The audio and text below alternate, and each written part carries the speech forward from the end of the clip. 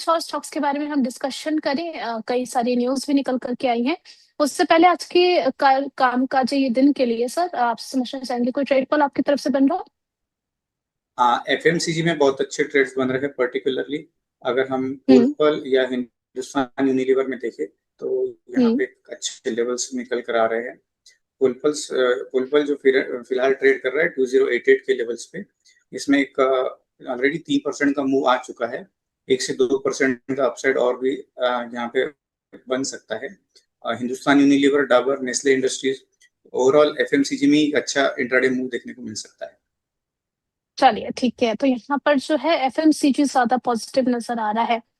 साथ ही साथ sir last कुछ ट्रेडिंग सेशन की बात करें, जब बाजार में काफी अनसर्टेनिटी हम देख रहे थे, काफी ज्यादा दबाव था एफएमसीजी पर भी और साथ ही साथ रियलिटी पर भी। आपका व्यू रियलिटी को लेकर के हम समझना चाहेंगे, क्या वहां पर किसी कोई ऐसा स्टॉक जिसमें पोटेंशियल नजर आ रहा हो?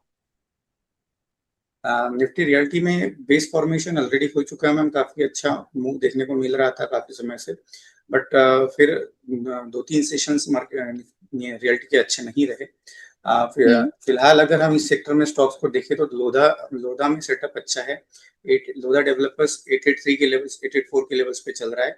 अगर 888 के लेवल से क्रॉस करता है तो हमें 930 के लेवल्स इसमें देखने को मिल सकते हैं। स्टॉप लॉस रहेगा इसमें 850 अराउंड। चलिए ठीक है, तो रियलिटी में लोधा डेवलपर्स से एक काउंटर निकल करके आया है। आगे बढ़ चलते हैं कुछ न्यूज की तरफ। यहाँ पर रिलायंस इंडस्ट्रीज आज आपके फोकस में होना चाहिए। न्यूज देख लीजिए, रिलायंस इंडस्ट्रीज के शेयर में आज 2% से ज्यादा की तेजी हमें देखने को मिली है, क्योंकि कंपनी ने मेटा के साथ मिलकर गुजरात के जामनगर में एआई इनेबल्ड डेटा सेंटर बनाने की बड़ी पार्टनरशिप की है। ये मेटा का भारत में पहला बड़ा एआई डेटा सेंटर होगा, जिसे रिलायंस तैयार करेगा और मेटा इससे लीज पर इस्तेमाल करेगी। सर रिलायंस को लेकर के आपका क्या व्यू बन रहा है? लास्ट कई सारे ट्रेडिंग सेशन की बात करूं तो रिलायंस ने काफी ज्यादा डाउनसाइड मूव दिखाया। आज इस न्यूज के बाद कुछ पॉजिटिव मूव यहाँ पर देखने को मिल रहा है क्या? अभी भी बाय किया जा, मतलब बाय करके चले रिलायंस?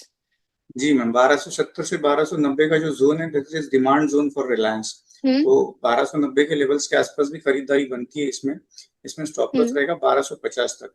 और अपसाइड हमें यहाँ पे रिस्क रिवॉर्ड 1:2, 1:3 तक देखने को मिल सकता है। 100 से 150 रुपए की तेजी ये कुछ सेशंस में हमको दे सकता है रिलायंस इंडस्ट्री।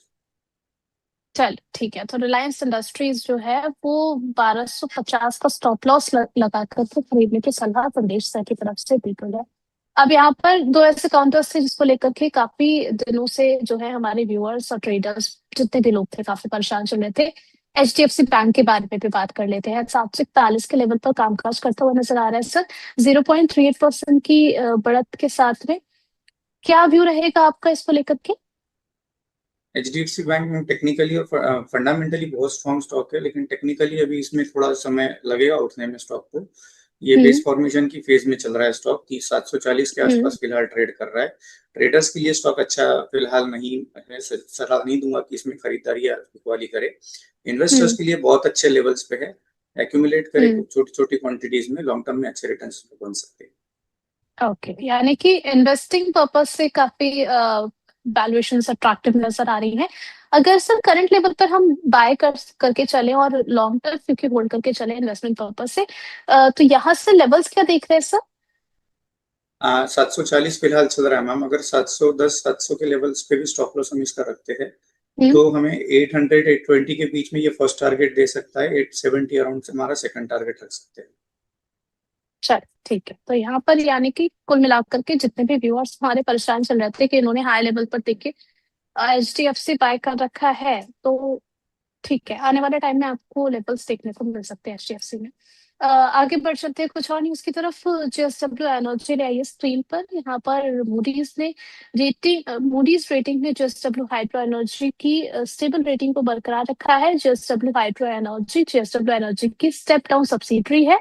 रेटिंग स्टेबल रहने से कंपनी की फाइनेंशियल स्ट्रेंथ और डेट रिपेमेंट कैपेसिटी पर भरोसा बना हुआ है। जेएसडब्ल्यू एनर्जी में सर क्या किया जाए अभी? 570 लेवल, 571 के लेवल्स पे जेएसडब्ल्यू एनर्जी फिलहाल ट्रेड कर रहा है। और टेक्निकली बहुत स्ट्रॉन्ग स्टॉक है। फिलहाल इसमें एंट्री बनती है 571 के आसपास की, जो करंट लेवल पे ट्रेड कर रहा है। और 550 के आसपास हम स्टॉप लॉस रख के इसमें काम कर सकते हैं। 590 से 620 तक के टारगेट 1 टारगेट 2 हमको देखने को मिल सकते हैं इसमें। चलिए ठीक है। यहाँ पर नेक्स्ट हम कुछ ओएमसीज के बारे में बात करें, क्योंकि कल इंडिगो को लेकर के भी जो है हम डिस्कशन कर रहे थे। क्रूड के प्राइसेस अगर आज हम देखें तो इस पे भी आज आधे परसेंट से ज्यादा की तेजी देखने को मिल रही है। सर, ओवरऑल ओएमसी पर आपका क्या व्यू है? ऑयल मार्केटिंग कंपनीज अभी रादर देन चार्ट ड्रिवन, ये थोड़ा सा न्यूज ड्रिवन हो चुकी है। सो हम्म। फिलहाल के लेवल्स पे इंडियन ऑयल, भारत पेट्रोलियम सभी को थोड़ा सा अवॉइड करने की सलाह रहेगी, बिकॉज हम्म। चार्ट्स इसमें वर्क नहीं कर रहे हैं, न्यूज ड्रिवन है। तो ऑल ऑफ अ सडन आपको अपसाइड या डाउन साइड दोनों तरफ देखने मूवमेंट देखने को मिलती है।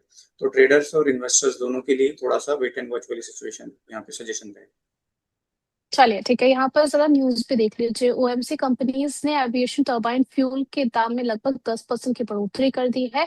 दिल्ली में एटीएफ के रेट 104 रुपए से बढ़कर के 115 रुपए प्रति लीटर हो गया है। इससे एयरलाइंस के ऑपरेटिंग कॉस्ट बढ़ सकती है, लेकिन नए प्राइस मैकेनिज्म एयरलाइंस को कुछ समय के लिए स्टेबल फ्यूल प्राइसिंग के फायदे दे सकती है। इंडिगो की अगर आज हम बात करें, 4,570 के लेवल पर कामकाज कर रहा है, आधे परसेंट से ज्यादा की तेजी के साथ में। सर, इंडिगो लॉन्ग टर्म के लिए अच्छा काउंटर है? इंटरग्लोब एविएशन फिलहाल 4,570 के लेवल्स पर ट्रेड कर रहा है। ये long term as well as short term दोनों ही के लिए इन्वेस्टर्स और ट्रेडर्स के लिए अच्छा स्टॉक है। 4,500 4,400 के लेवल्स के आसपास अगर हम इसका स्टॉप लॉस रखते हैं तो हमें 4,800 और 5,000 तक के लेवल्स इसमें देखने को मिल सकते हैं। शॉर्ट टर्म और लॉन्ग टर्म दोनों में ही अच्छे रिटर्न्स दे सकते हैं। चलिए ठीक है। यानी कि ट्रेडर्स और इन्वेस्टर्स दोनों ही इसको अपने फोकस में रख करके चल सकते हैं।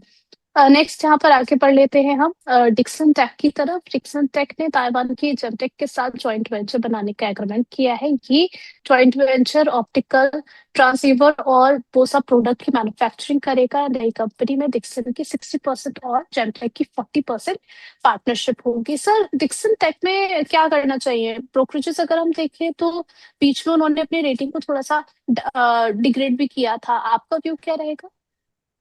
11,600 के लेवल्स के आसपास चल रहा है मैम फिलहाल। जब तक कि 12,000 के लेवल्स के ऊपर क्लोज नहीं करता तब तक वेट करना सही रहेगा। चार्ट स्ट्रक्चर काफी अच्छा बन रहा है, लेकिन फिर हम्म। भी जो इम्पेशेंट ट्रेडर्स है उनके लिए मैं कहूंगा कि आप इमीडिएट इसमें मूवमेंट एक्सपेक्ट ना करें। 12,000 के ऊपर जब काउंटर क्लोज करता है कंटिन्यूसली 1-2 दिन, उसके बाद इसमें एक अच्छा मूवमेंट अपसाइड हमको देखने को मिल सकता है। फिलहाल वेट एंड वॉच की सलाह रहेगी। फिलहाल वेट एंड वॉच कर। चलिए ठीक है। नेक्स्ट यहाँ पर एनएलसी इंडिया के बारे में बात कर लेते हैं। गवर्नमेंट एनएलसी इंडिया में ओएफएस के जरिए 1% एडिशनल स्टेक बेचेगी। ओएफएस को इन्वेस्टर से स्ट्रॉन्ग रिस्पॉन्स मिलने के बाद गवर्नमेंट ने ग्रीन शू ऑप्शन यूज करने का फैसला यहाँ पर लिया है। कल की अगर हम सेशन की बात करें एनएलसी इंडिया के लिए, यहाँ पर कल हमें डाउन साइड देखने को मिली थी। And today is second trading day, जहां पर जो है लगातार गिरावट देखने को मिल रही है। 318 के लेवल पर कामकाज कर रहा है 2.76% की डाउनसाइड के साथ में। सर, अभी एनएलसी इंडिया अभी ऑफिस लेगा? 387 के हाई से हम इसमें कंटिन्यूस करेक्शन देख रहे हैं मैम, और उस जी। लेवल से ये 318 के लेवल पे आया है, जो कि काफी हम्म। टाइम से ड्यू करेक्शन था। और एक अच्छे लेवल्स पे ये फिलहाल स्टॉक आया हुआ है। 315 से 318 का जो रेंज है, यहाँ पे बाइंग आना चाहिए स्टॉक में, ऐसा चार्ट्स भी सजेस्ट करते हैं। 305 हम्म। लॉस 5 के स्टॉप लॉस के साथ स्टॉक में एंट्री बनती है। हमें वापस 340 360 के लेवल्स इसमें देखने को मिल सकते हैं। 340 to 360 के लेवल्स, तो करंट लेवल पर सर इसमें क्या एंट्री की जा सकती है, या फिर अभी थोड़ा रुक कर के अभी इसमें पैसा हाँ, लगाया जाए?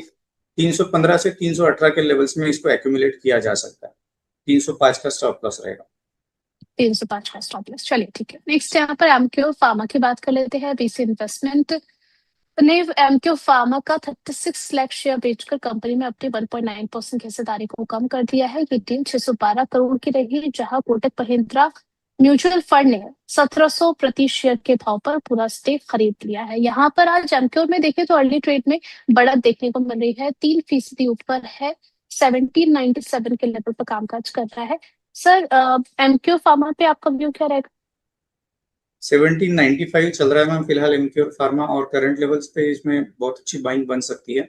1750 का स्टॉप लॉस के साथ अगर बाय करते हैं तो 1900 तक के टारगेट्स हमें देखने को मिल सकते हैं।